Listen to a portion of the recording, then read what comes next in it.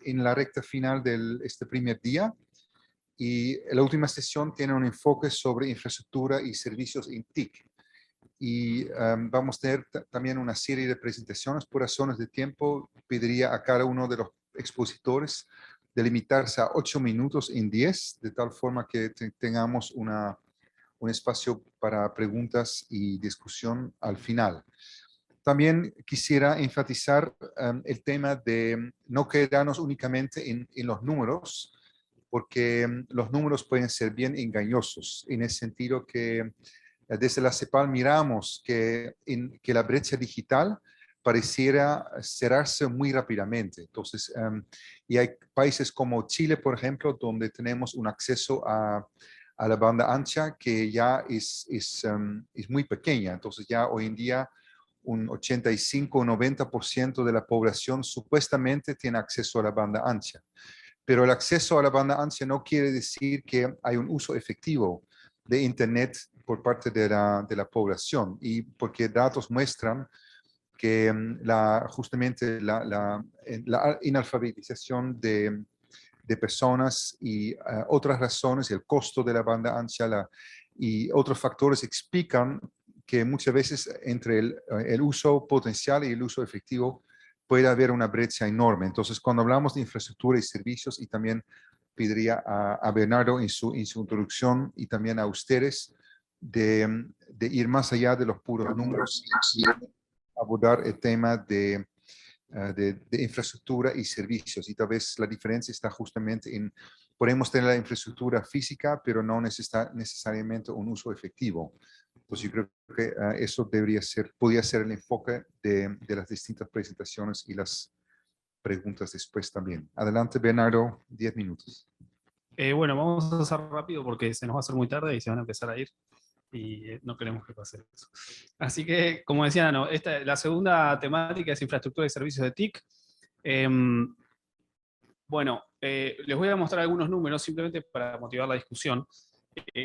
Como seguramente ustedes saben, la conectividad en Perú ha aumentado mucho en los últimos años. Sin embargo, ¿sí? O sea, ahí ven desde 2010, los últimos 10 años más o menos, de 13% de hogares con acceso a Internet a 39, ¿sí? Se multiplicó por 3 en los últimos 10 años, pero 39 es un número bajo todavía, ¿no? Si comparamos con otros países de la región, que el 60% de los hogares todavía no tengan acceso a Internet, debería preocuparnos bastante porque significa que hay un segmento muy importante de la población que se está quedando afuera, no solamente del comercio electrónico, sino de, por ejemplo, servicios de gobierno, ¿no? Porque no pueden acceder a una conexión a Internet. Ahora, sí, Perú ha trabajado mucho en desplegar y en tratar de que las personas tengan acceso a dispositivos digitales, ¿sí? Sobre todo teléfonos celulares y tablets. Sin embargo, lo que vemos, por ejemplo, es que si bien el acceso a un teléfono celular sí es bastante universal, o sea, 95% de los hogares tienen un teléfono celular, todavía hay un 67% de los hogares que no tiene acceso a una computadora, ¿sí? O sea, ya tenemos 2/3 de la población que no tiene una computadora y no tiene conexión a Internet, ¿sí? Entonces, si queremos realmente que el comercio electrónico crezca, hay que lograr que esos números bajen un poco, ¿sí? Bien, ahora, sí, el Perú ha trabajado, ha venido trabajando mucho para introducir algunos cambios regulatorios que hagan el acceso a Internet un poco más fácil, ¿sí? Entonces, a través de distintas regulaciones como la regulación para la portabilidad numérica, promoción de la banda ancha y la red dorsal de fibra óptica, que sin embargo, como probablemente después van a ver, nos falta bastante, o sea, digo, no como si fuese peruano, pero bueno, ya me siento como en mi casa, pero a Perú le falta bastante todavía para iluminar fibra y para que esa red dorsal realmente funcione. Pero el punto es que sí se ha avanzado bastante en generar un marco que sea más competitivo, y esto se ha reflejado en una caída muy importante de las tarifas, tanto de telefonía móvil como de telefonía fija, y eso es algo muy positivo que se puede destacar. Pero otra vez, parecería que eso no es suficiente para que un mayor porcentaje de los hogares esté conectado a Internet. Entonces, ¿cuáles son algunos de estos limitantes para que haya una mayor inversión en infraestructura y que esto cubra, ¿sí?, los estándares de calidad y de cobertura que necesitamos para que realmente el comercio electrónico crezca, ¿sí? Y estos son algunos de los que hemos podido identificar, y seguramente en las presentaciones sería bueno que los expositores se explayen en algunas de estas, o que en algunos comentarios que ustedes puedan contribuir. En primer lugar, hay algunas regulaciones restrictivas, sobre todo en los gobiernos subnacionales, que es donde realmente están las brechas, ¿sí? Y eso limita muchas veces la expansión de la conectividad, ¿sí? A través, por ejemplo, de la instalación de antenas.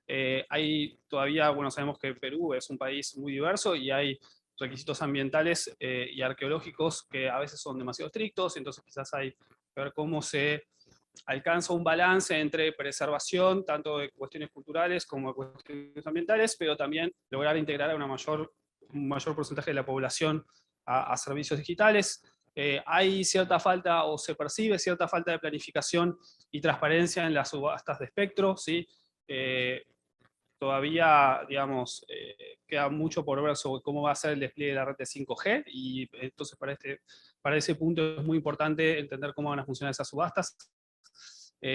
Los costos de la conectividad en zonas rurales todavía son altos en algunos casos, y también, ¿sí?, en algunos casos quizás hay un bajo involucramiento de actores locales en el proceso de toma de decisiones. ¿Sí? Sí, es muy importante en la expansión de la red y en la expansión de la conectividad incorporar a estos sectores locales que muchas veces por cuestiones culturales o por cuestiones de educación se autoexcluyen de la conectividad, ¿no? Y entonces eso no se puede imponer, ¿sí? Hay que construir una relación y tratar de incluirlos en cómo ir avanzando gradualmente y incluyendo cada vez a más personas. Así que, básicamente, ¿en qué se refleja esto? En que estos limitantes se reflejan en que, más allá de algunos avances en conectividad, las brechas entre las zonas urbanas y las zonas rurales son enormes, ¿sí? Entonces, si en Lima Metropolitana el acceso a Internet es de alrededor del 80%, en las áreas rurales está por debajo del 20%. ¿Sí? Entonces, esas brechas son muy importantes, y si el comercio electrónico avanza, pero no resolvemos esto, va a avanzar con mayor desigualdad, ¿sí? Y eso es algo que deberíamos querer evitar. Así que para no ocupar más tiempo, les dejo algunos de los temas sobre los cuales nos gustaría conversar en esta sesión. El primero es, bueno, obviamente el estado y la planificación de la infraestructura o de los planes de infraestructura y los servicios de TIC, con énfasis en esta distinción entre zonas urbanas y rurales. Los desafíos que ustedes ven para asegurar más asequibilidad y calidad en la conectividad a Internet, los planes y las perspectivas para el despliegue de la red 5G, que sí que es un tema muy relevante, los esquemas de financiamiento para proyectos de infraestructura, pensando también en esquemas por ahí público-privados, y por último, el acceso a dispositivos digitales para reducir estas brechas, valga la redundancia, digitales que vemos, otra vez pensando no solo en esta distinción entre zonas urbanas y rurales, sino también en aquellos grupos vulnerables donde estas brechas digitales a veces son un poco mayores que en otros grupos. Así que bueno, muchas gracias y los dejo con el próximo expositor. Muchas gracias, Bernardo. Entonces pasamos ahora a la primera presentación a manos de Wilmer Azurza, exactamente, coordinador de redes y gestión de espectros radioeléctricos del Ministerio de Transportes y Telecomunicaciones, sobre el tema de ampliando la cobertura y mejorando conectividad. 8 minutos, si posible. Muchas gracias, muy buenas tardes a todos. Voy a presentarles lo que venimos haciendo desde MTC para reducir la brecha de conectividad y, bueno, en particular las políticas para ampliar la cobertura y la mejora de los servicios.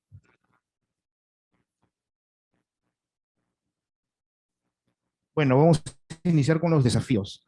En esta lámina podemos apreciar la caracterización de la brecha de conectividad, cómo las localidades que no tienen servicio de Internet móvil, o en particular los servicios IMT, y por qué no, cuáles son las causas, por qué el 46.5% de localidades, que equivale a un poco más de 50.000 centros poblados, están alejados a 2 kilómetros o más de una infraestructura móvil existente.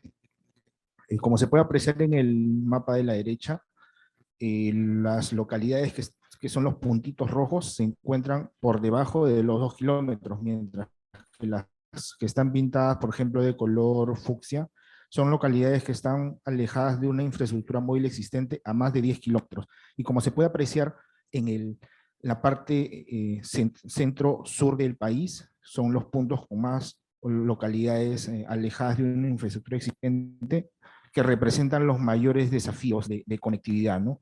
Esto de alguna manera también incrementa de alguna manera los costos en los proyectos porque al estar en zonas más lejanas requiere mayor salto de microonda o mayor tendido de fibra óptica o incluso contratar un backhaul satelital. En la siguiente lámina podemos apreciar cómo están caracterizadas las localidades por el tipo de servicio de energía eléctrica. Es decir, las localidades que están pintadas de color rojo son las localidades que tienen servicio. No se puede apreciar muy bien, pero nos interesan más las que tienen parcialmente servicio, que son las de amarillo, o las que no tienen servicio, que son las de celeste, ¿no? Estos desafíos son mayores aquí porque tanto las empresas o el propio Estado, a través de los proyectos de inversión para cerrar la brecha de conectividad, hay que sumarle los costos de paneles solares u otros sistemas de energía alternativos, ¿no? Entonces, este gráfico de alguna manera nos permite ir concluyendo que es importante una intervención articulada entre el sector energía, el sector telecomunicaciones e incluso comercio electrónico, ¿no? Tenemos que destinar esfuerzos de manera planificada y articulada para reducir la brecha de conectividad, llegando primero con energía, seguidamente con conectividad y luego con el comercio electrónico y la transformación digital. De la brecha de conectividad de localidades desconectadas, 4.2% de localidades, que equivale a más de 4.000 centros poblados a nivel nacional, cuentan con energía eléctrica. Del 100% de la brecha, solo el 4.2% de localidades cuenta con energía eléctrica. Entonces, definitivamente esto va a impactar en cómo llegamos con conectividad, ¿no? Los costos se van a incrementar definitivamente en los proyectos de telecomunicaciones. Otra forma de caracterizar las localidades sin servicio es de esta manera. Hemos clasificado todas las localidades, los más de 108.000 centros poblados a nivel nacional, están distribuidos en el mapa, y los que están pintados de color fucsia son las localidades que están por arriba de los 4.000 metros sobre el nivel del mar. Mientras que las que están de color amarillo y celeste están entre los 2.000 y 4.000 metros. ¿Qué podemos ir concluyendo? Que del total de localidades sin servicio, más del 50% de localidades se ubican a una altitud igual o superior a los 1.000 metros sobre el nivel del mar, y de estas, el 64% están por arriba de los 3.000 metros sobre el nivel del mar. Esto definitivamente también incrementa los costos de los proyectos de conectividad, tanto de las empresas como de las propias intervenciones del Estado a través del Pronatel, porque enviar técnicos a esas localidades para verificar la operación o el mantenimiento de las redes implica desplazamientos, costos de fletes, de transporte, movilidad, ¿no? Entonces también es importante tomar en cuenta este tipo de brecha. Y para ir cerrando, dentro de los desafíos también encontramos la cantidad de población que tenemos en nuestro país. Los puntitos rojos son localidades que tienen menos de 50 habitantes. Y como se puede apreciar, eso incrementa más aún los desafíos para llevar conectividad tanto para la empresa como para el propio Estado. Porque es muy difícil llegar con una infraestructura móvil, una estación base para una localidad de 50 habitantes, definitivamente no va a ser rentable para nadie. Para el Estado, incluso para calcular el bienestar social va a ser desafiante, ¿no? Porque se preferiría llegar con un proyecto del Pronatel a una localidad que tiene más habitantes, porque definitivamente los recursos no son ilimitados. El propio gobierno de los Estados Unidos, por ejemplo, destina 9.000 millones de dólares y aún así no es suficiente. En nuestro caso, los desafíos son mayores, ¿no? Y aquí podemos ir concluyendo que más del 55% de localidades a nivel nacional tienen menos de 200 habitantes y solo alojan al 5.4%, que equivale a 1.6 millones de habitantes. Ahora, bueno, aquí básicamente hemos visto los desafíos y qué es lo que hacemos para reducir la brecha de conectividad. Tratamos siempre de buscar la armonización con los países de la región a través de espacios de la OIT, CITEL. De hecho, en paralelo ahora se está celebrando la Conferencia Mundial de Plenipotenciarios, donde han elegido, por ejemplo, a Estados Unidos como la nueva Secretaría General de la OIT, y así participamos en espacios como de la Comunidad Andina, que es el CATEL, el Comité de Altas Autoridades de Telecomunicaciones, donde recientemente se aprobó la Agenda Digital Andina para básicamente mejorar la conectividad en los países de la región andina. Y también hay espacios de coordinación en cuanto a espectro radioeléctrico. Tenemos el PENAF, que básicamente refleja el reglamento de radiocomunicaciones del OIT, que se actualiza también cada 4 años. En la próxima reunión va a ser el próximo año en Dubái, y es el documento técnico normativo que regula el uso de las frecuencias. En esta lámina podemos apreciar cómo se articulan las políticas. En el caso de la Política General de Gobierno 2022-2026, el eje 3 y el eje 5 están referidos al uso de Internet de banda ancha, tecnologías avanzadas de telecomunicaciones, y a promover la reducción de la brecha de acceso y uso de los servicios de Internet. Para eso venimos trabajando en el desarrollo de una política nacional de telecomunicaciones. También se han creado grupos de trabajo para promover el desarrollo de los servicios satelitales para llegar a la brecha de conectividad, y con fines de alcanzar los objetivos de desarrollo sostenible de las Naciones Unidas. En la siguiente lámina podemos apreciar las políticas que hemos venido emitiendo para reducir la brecha de conectividad en materia de espectro radioeléctrico. Tenemos el reordenamiento de bandas de frecuencia, incentivos de cobertura, y aquí podemos apreciar cómo empezamos el camino al 5G. Inicialmente en el 2019 se realizaron pruebas por las 4 empresas operadoras, se alcanzaban velocidades de hasta 3 gigabits por segundo. Luego modificamos el PENAF para permitir realizar adecuaciones técnicas de red para que las empresas operadoras puedan implementar 5G en el espectro que tienen asignado. Pero esto no es suficiente, necesitamos también identificar nuevas bandas de frecuencia y ponerlas a concurso, a disposición de la industria. Identificamos la banda de 26 GHz, son más de 3.2 GHz en esta banda, que van a ser para 5G. Son 2 bandas pioneras para 5G, las que tenemos identificadas en el país, la 3.5 GHz y la 26 GHz, que es una banda milimétrica. Pero esto no es suficiente, también hemos aprobado a través de una modificación del reglamento del PENAF, espectro. Hemos identificado todas las bandas que están listadas ahí, son las bandas para utilizar de manera innovadora en tecnologías disruptivas, como es el caso de plataformas estratosféricas, uso de hubs, drones que permiten dar conectividad en las zonas rurales y de la selva. Luego tenemos también las bandas de TVY Space, que son las bandas que utilizan perdón, ha saltado, disculpen. Aquí está. Las bandas de TVY Space son las bandas que utilizan los espacios en blanco de la TV para aprovechar, como son unas bandas por debajo de 1 GHz, tienen una mayor propagación de la señal y sirven para llegar a zonas rurales. Wilmer, por favor, puedes ser. Y para ir finalizando, la banda de 6 GHz permite, digamos, aprovechar de una mejor manera el uso de las bandas en el hogar.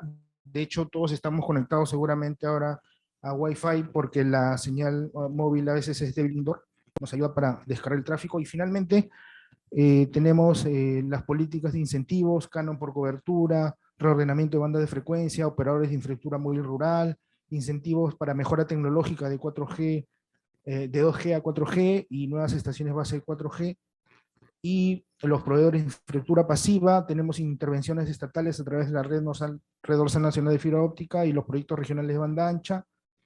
Y finalmente, finalizo con esta hoja de ruta, que ahí se puede apreciar los proyectos que desde la Dirección General de Políticas y Regulación se vienen promoviendo, y los que están con check son los que ya hemos realizado. Muchas gracias. Muchas gracias, Wilmer, por esta panorámica de la agenda y de inversiones y también de cambios regulatorios para el despliegue de la red 5G, 6G hasta, y justamente con esta hoja de ruta para ir cerrando la brecha de aquí a 2030. Es un objetivo bastante ambicioso y bueno, espero que vaya muy bien con eso. Ahora La segunda presentación está a manos de José Antonio Casas, presidente del gremio TIC de la Cámara de Comercio de Lima.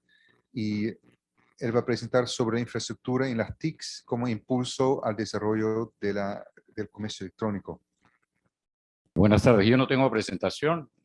Voy a hacer algunos comentarios sobre el tema que nos convoca ahora. Espero hacerlo rápido porque hay muchos temas que ya se han tocado y se han mencionado, así es que lo que voy a hacer es interpretar algunas cosas que seguramente después los ponentes que sigan van a repetirlas igual, ¿no?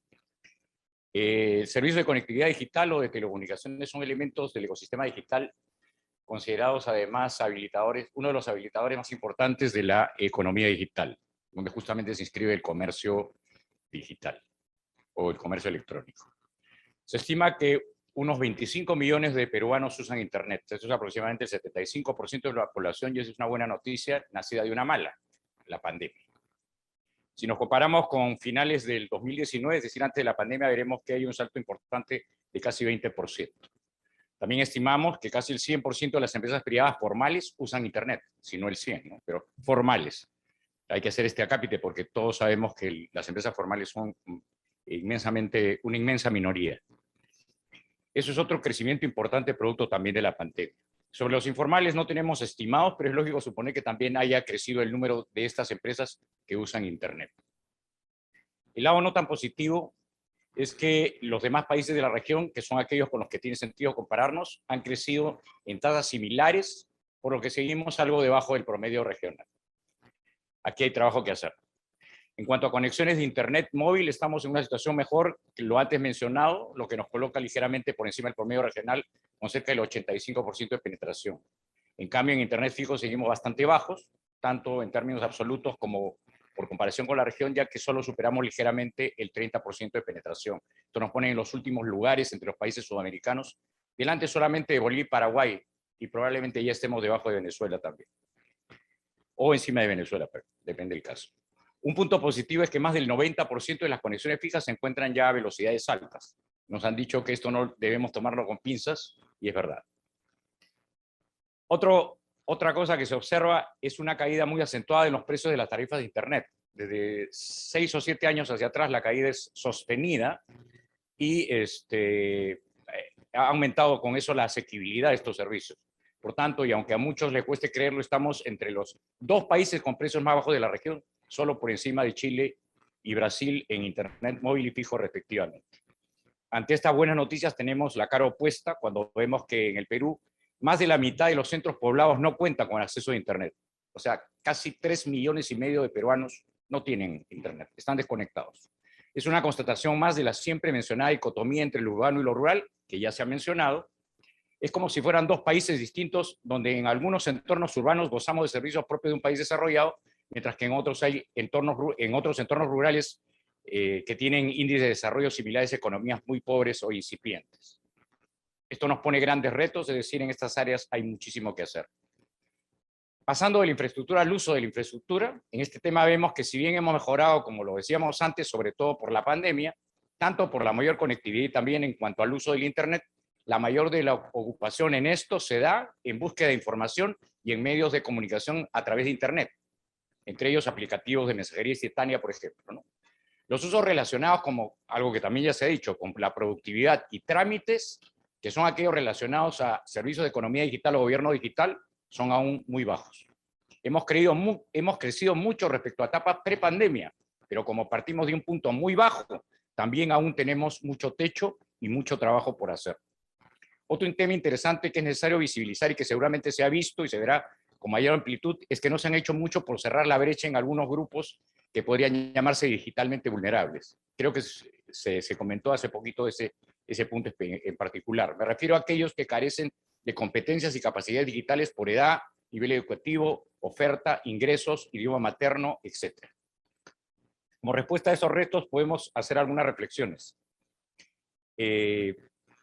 Vemos que la respuesta del Estado a esta cantidad de retos y desafíos ha sido bastante desigual. Hay esfuerzos muy loables, pero no cubren todo el aparato público, sino que no solo sino que no se trasladan fuera de él. Si a esto le sumamos que como sector privado tenemos que batallar constante y permanentemente contra iniciativas legislativas y regulatorias sin racionalidad, y en todo caso con intereses populistas y no técnicos que atentan contra la actividad económica de las empresas y por ende contra la generación de riqueza y bienestar, la situación se complica más aún. El rol del sector privado en la transformación digital del Estado, específicamente en temas de infraestructura y servicios, es fundamental, por lo que las iniciativas público-privadas deben ser opciones a tomarse en cuenta en cuanta oportunidad aplique, evitando muchos de los prejuicios que se han creado, por ejemplo, contra las APPs. Pasando a otros temas, y como lo decimos siempre que tenemos la oportunidad, las agendas digitales público y privadas son diferentes, por lo que establecer una sola agenda y escrita en piedra es para nosotros en el sector privado la razón de que no se haya conseguido más en este ecosistema. Las agendas públicas y privadas tienen vasos comunicantes, pero se mueven con velocidades diferentes y tienen objetivos a corto plazo también diferentes. Urge establecer un nivel de institucionalidad en lo digital que alcance a todo el Estado, no solo al aparato público, y que tenga una instancia plenaria con el más alto nivel de decisión política para hacer que las cosas pasen y no nos quedemos en logros enunciativos.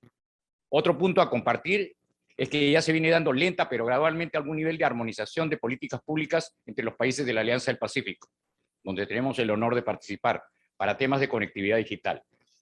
Será necesario seguir por ese camino compartiendo experiencias y casos de éxito entre los socios de la Alianza. Quería tocar el tema de la red nacional de banda ancha, pero es un tema muy complejo y largo y tenemos poco tiempo. Solo decir que se ha cometido y se siguen cometiendo muchos errores con este recurso que tanto le costó al erario nacional, errores que van desde el diseño del proyecto, sus términos y condiciones hasta su última etapa, donde el Estado ha decidido el rol de operarlo. Y quería contestar ahí una duda que tuvo el señor de CEPAL, Nano me parece. Él comentó cómo podía hacerse para escalar y llegar a otros lados. Hace mucho tiempo nosotros decimos algo, y es que las redes sociales no se inventaron con el Internet. Las redes sociales existieron siempre, solo que eran analógicas.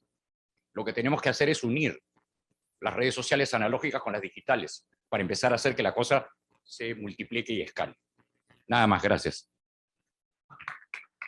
Gracias por esas palabras muy potentes y también un excelente manejo de tiempo. Muchísimas gracias. Pues ahora pasamos a Manuel. Sí. Y 8 minutos, por favor. Sí. Y Manuel es gerente del área de relaciones gubernamentales y legislativas en la Cámara de Comercio Americano Perú, AmCham Perú. Adelante. Buenas tardes a todos. Manuel. Gracias a la Secretaría por invitarme y a UNTAD también. Acá hice mi trabajo de conseguir las estadísticas. En la Cámara de Comercio Americana con DNE Consultores hizo todo un trabajo de infraestructura pasiva, las rutas que hay que hacer, y la voy a compartir. Pero como nos falta tiempo, me voy a tomar el atrevimiento, y seguramente Juan incidirá más en el tema específico, de ver cómo podemos trabajar con mayor eficiencia en la consultoría. El primer tema que yo quiero decirles es que yo lo que estoy leyendo es que el dinamismo de la terminología y de la tecnología nos hace hablar a veces diferentes idiomas. Todo esto empezó con la digitalización en el año 90, empezamos a hablar de transformación digital, y hoy en el mundo están hablando de economía basada en datos. Busqué en internet si en América Latina estamos planteados en o nos hicimos ese escenario de cuál sería nuestro rol en la economía basada en datos. Todavía estamos reaccionando. Esto es lo que van a discutir el OMC en 15, 20 días. O sea, las discusiones son cómo los países ya se van proyectando a estos escenarios. Punto 2. Yo creo que una de las cosas que tendríamos que hacer, y que es el problema que tenemos todos, es que la transformación digital viene atrasada, por X motivos y por X razones. Entonces yo creo que debiésemos separar lo que es transformación digital, que serían los cimientos, y decir, bueno, estos son los cimientos, y sobre esos cimientos tratar de construir el tema de comercio electrónico. Nuevamente, comercio electrónico, e-commerce, ¿de qué estamos hablando? En el mundo hoy están hablando de digital trade, que ni siquiera tiene una traducción que sea fácil al español entenderlo. Se supone que es un concepto que engloba más. Entonces yo me estaba imaginando cuando Fernando hacía todos los cuadros de las políticas. Bueno, mi política sería e-commerce, ¿no? O comercio electrónico. Y ahora paro la película y voy al Asia. ¿Qué están haciendo en el Asia? En el Asia ya tienen portales en donde las pequeñas y medianas industrias todo lo tramitan online y todo está hecho con portales de información en el cual le bajan absolutamente los costos. Ese, digamos, debiese ser nuestro horizonte en esta consultoría. Fred. Y ahora volvamos al Perú. Nano les contaba, servicios digitales. Tiene toda la razón de juntarse con comercio electrónico. O sea, sin servicios digitales, esto lo acaba de decir un economista inglés que se llama Richard Baldwin, y dice, señores, los servicios digitales van a ser el futuro, porque ahora lo que tenemos que hacer es unir al servicio digital per se o unir al servicio digital con manufactura.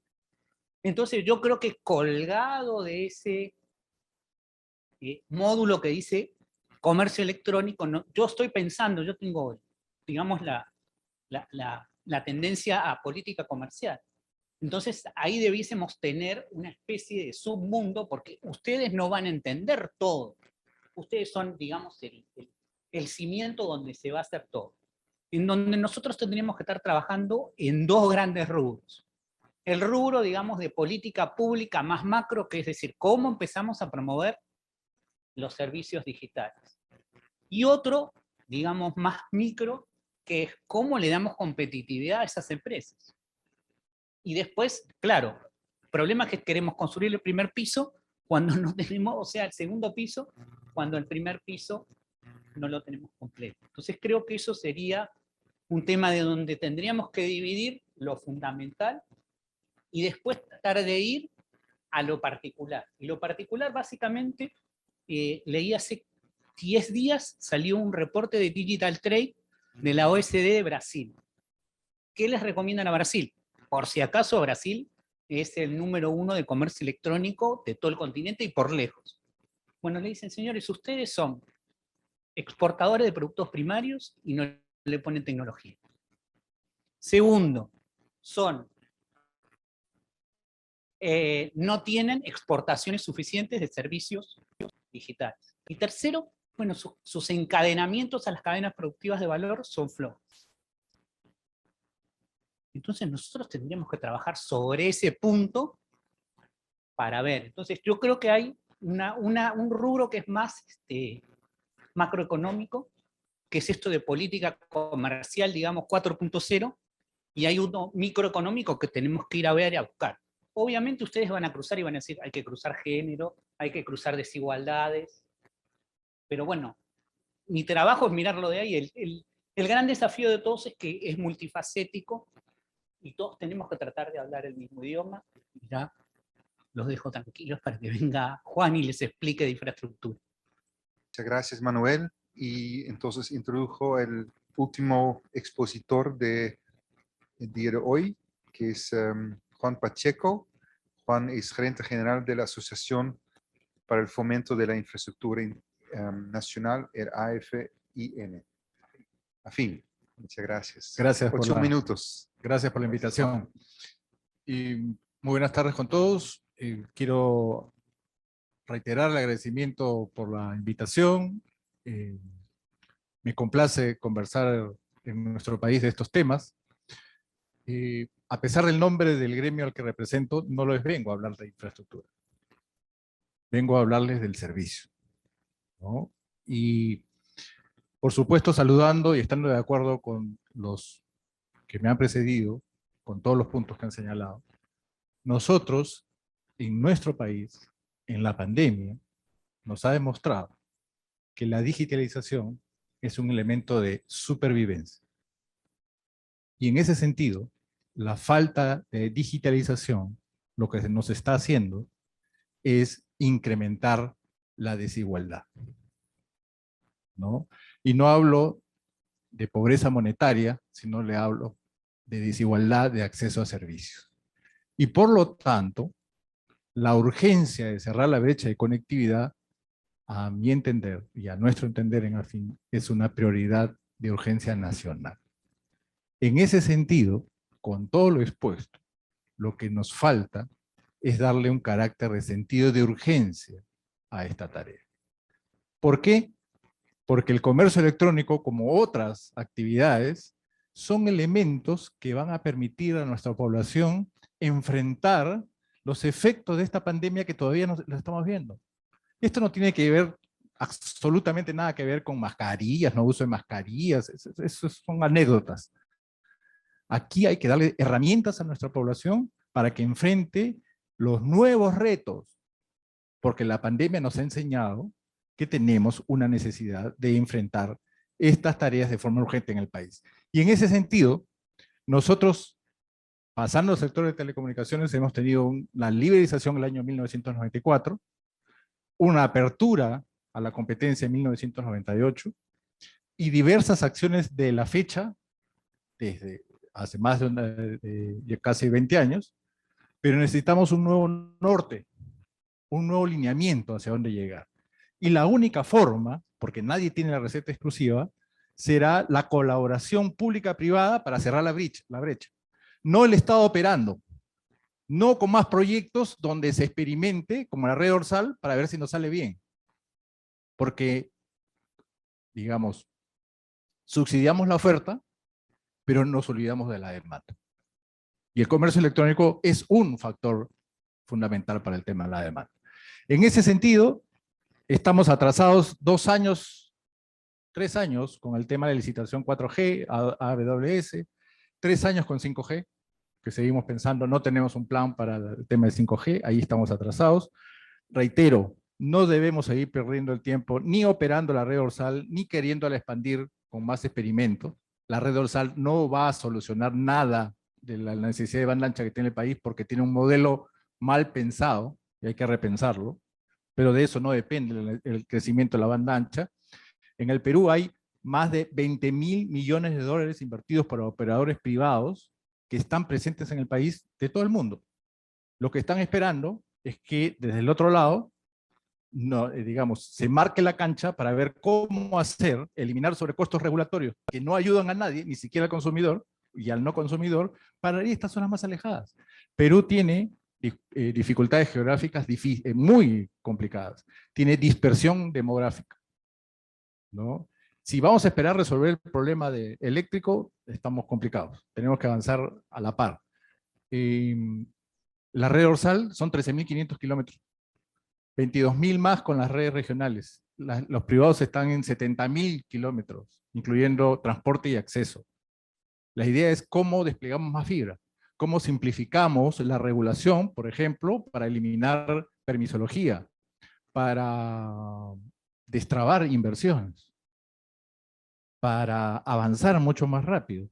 Tenemos que repensar el modelo de acceso universal, ¿no? Y por lo tanto, poner, por ejemplo, las obligaciones de expansión en estas zonas más alejadas en los contratos de concesión. Los contratos en muchos casos están por renovarse y es una oportunidad para pensar ese nuevo modelo. Igual que las licitaciones de espectro por expansión, ¿no? Porque el dinero finalmente no va a las zonas que a nosotros nos interesa.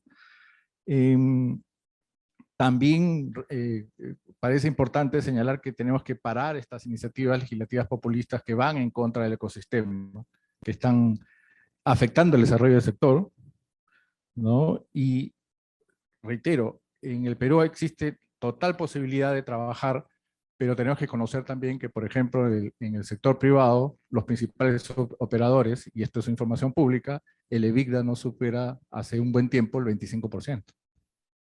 Y por lo tanto, necesitas encontrar esquemas interesantes donde haya un trade-off que permita este despliegue de inversiones, ¿no? Y estamos llenos de sobreregulaciones. Para citar un ejemplo, no se diferencia la regulación de las zonas urbanas de las zonas rurales.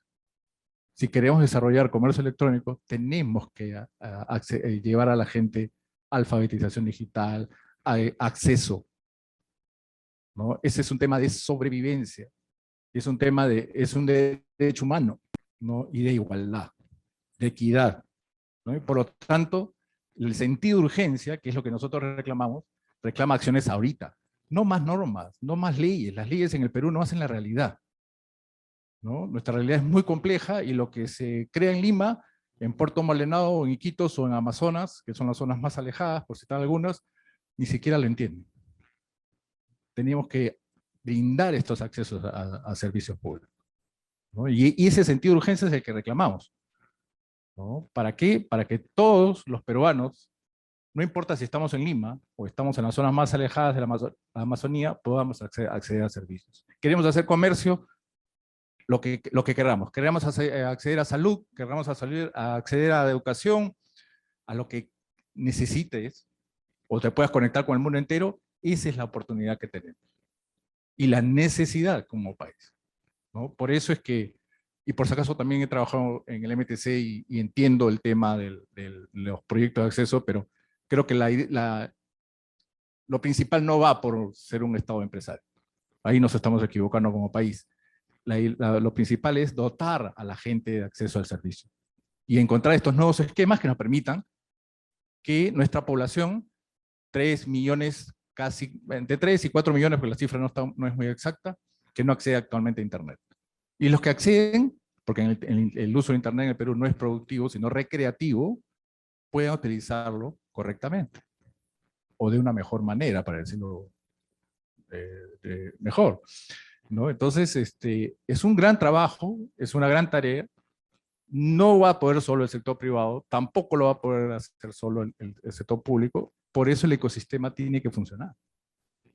Y por eso el llamado, el pedido a relevar este mensaje, porque es un tema de sobrevivencia para nuestra población, ¿no? Somos emprendedores, está muy bien que haya comercio electrónico, mientras más gente se incluya, mejor. Puede ser una herramienta bien pensada, ¿no? Si es bien aplicada, que nos ayuda a eliminar la informalidad que existe también en el país. Pero no persiguiendo, no atacando, no reprimiendo, sino más bien generando los incentivos para que se incorporen al mercado. Eso es lo que necesitamos. No sé si me pasé de tiempo, pero muchas gracias. Muchas gracias, Juan, por creo que fue un excelente cierre de esta jornada y de esta sesión, insistiendo mucho en el tema de los servicios, que la infraestructura es un medio para que todas las personas en Perú puedan acceder a los servicios, incluso en las zonas más alejadas. Entonces ahora tenemos un pequeño espacio de preguntas y respuestas. Y también entiendo que hay unos 50 personas, casi 50 personas conectadas, entonces no sé si es posible que estas personas también comparten tal vez alguna duda o alguna pregunta a través de la opción de chat o de preguntas y respuestas. Ya. Genial. Entonces, Rodrigo me confirma que hay una pregunta que viene justamente de alguien que está en línea. Entonces, entonces, la pregunta que surgió desde los asistentes que están en línea es: ¿cuál es el trabajo que vienen desarrollando con las empresas luego de conocer el nivel de madurez digital para elevar la competitividad? Entonces, tal vez desde la Secretaría, porque se fue representante de Produce, pero si ustedes desde la Secretaría de Transformación Digital pueden comentar un poquito de cuál es el trabajo que se está haciendo con las empresas y que está justamente adaptado a los niveles de madurez que han realizado, en parte a través de la herramienta que Produce ha desarrollado para la autorregulación. Gracias. Solo comentar que el rol que tiene la Secretaría de Gobierno y Transformación Digital es ser el ente rector, articula con todas las entidades. Obviamente en este caso las entidades como Produce u otras, CETUR y demás, en fin, MTC que también está aquí con nosotros, cada quien en el ámbito de sus competencias desarrolla sus labores. Sin embargo, la Secretaría ha venido y viene impulsando diferentes equipos o momentos o reuniones en los que puede justamente articular con el ámbito tanto público, que era nuestra primera mirada inicialmente en el sistema nacional que expliqué hace un momento, sino también con el ámbito privado, precisamente para tener este diálogo de todas las partes, ¿no? Ya lo mencionaban antes, los que han estado exponiendo esa necesidad de vincular tanto lo público como lo privado, que así lo ha entendido también la Secretaría, y está comprometida en hacer ese tipo de desarrollo. Lo mencionó también Gaby en la presentación de la política. Esto se ha trabajado también con el ámbito privado. Esta política no es solamente la mirada del ámbito público, con lo cual también tiene una mirada.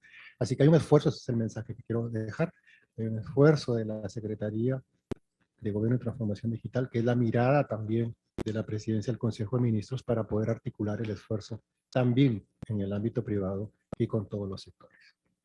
Gracias. Muchas gracias. Tal vez alguien más quisiera comentar sobre apoyos del gobierno a las empresas en su proceso de transformación digital, dependiendo de su nivel de avance. ¿Alguien de MinSector está aquí todavía? Ok, muy bien. Y entonces ahora espacio aquí en la sala. ¿Alguien quisiera hacer una consulta, un comentario?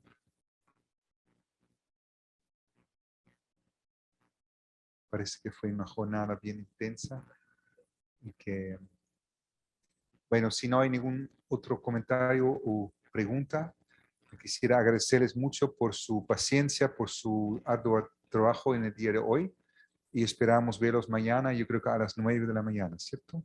Sí, para la segunda jornada de la consulta nacional. Muchas gracias y buenas tardes a todos y todas. Gracias.